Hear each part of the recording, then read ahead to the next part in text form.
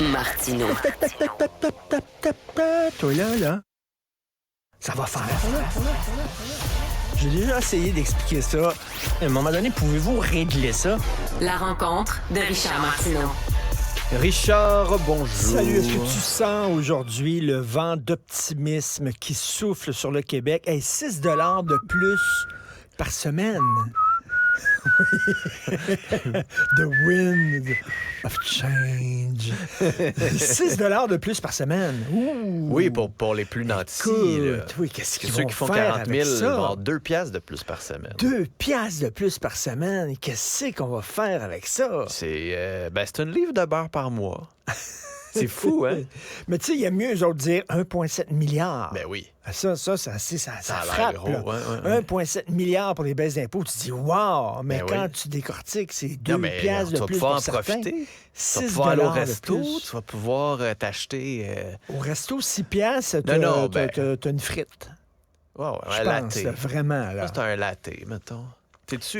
Peux-tu me parler de ton costume? T'as-tu le droit d'en parler de ton costume? Je veux pas te brûler pour tantôt. J'ai un tablier parce que tantôt, je vais montrer aux gens comment concocter un budget. Dans mon segment LCN. J'ai hâte de regarder ça. Donc, c'est le segment Ricardo. Alors, c'est la recette. C'est un peu le look George Clooney. La puis recette d'un bon budget. Ouais, c'est en un fait, espresso, hein? j'ai demandé à ma blonde, est-ce qu'on a un tablier à la maison? Puis elle m'a sorti une affaire, puis ça a l'air plus d'un tablier de bricolage qu'un tablier de bouffe. De barista. C'est ça, de barista.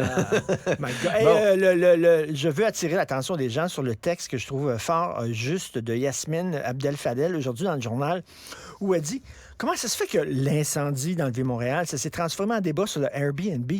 C'est pas ça le problème. C'est pas que c'était un logement locatif à court terme. Le problème, c'est les maisons patrimoniales du Vieux-Montréal ne sont pas rénovées pour correspondre aux critères de sécurité modernes. C'est tout. C'est ça le problème. Mais que les ce deux. soit Airbnb ou pas, veut dire, là, c'est ça. Ça s'est transformé en débat sur le Airbnb. Mais c'est juste là. que, comme c'est un Airbnb, ou comme il y en avait là-dedans, puis il y a eu cet aspect-là au début. Au début, tu te souviens-toi, l'incendie, c'était OK, il y a une personne qui manque à l'appel.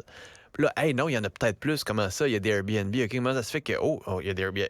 Ah, il y a des Airbnb dans le vieux. Hein? Oh, puis là, on a fait la liste de tout. Et je pense que c'est cet article de la presse qui a fait un peu dérailler le débat. Mais sauf qu'il y aurait eu un feu pareil, que ça il y aurait soit peut-être eu un feu, c'est ça. un loyer locatif à court Puis terme. sont où les inspecteurs de la ville? Ben, écoute, Dino Bombaro, monsieur patrimoine, Héritage Montréal, était à l'émission de Sophie hier, je crois, et il disait qu'en 2019, ils ont fait un rapport en 2019 en disant les maisons du Vieux-Montréal, tu sais, quand ils ont vu l'église Notre-Dame brûler, là, ils ont comme allumé en disant, tabarnouche, ça pourrait arriver dans des maisons patrimoniales dans le Vieux-Montréal. Ils se sont réunis.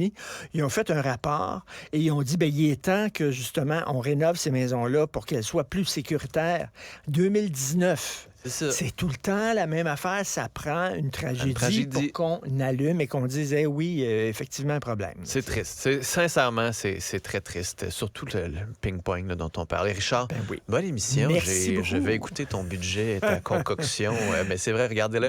À LCN, tantôt, il y a comme le look George Clooney dans l'annonce avec Jean Dujardin, puis ils se battent pour une capsule. Là. En moins beau, par exemple. Mais bon. À peine, si peu. Hey, merci à toute l'équipe. Merci à vous. À demain. Cette émission est maintenant disponible en podcast. Rendez-vous dans la section radio de l'application Cube ou du site cube.ca.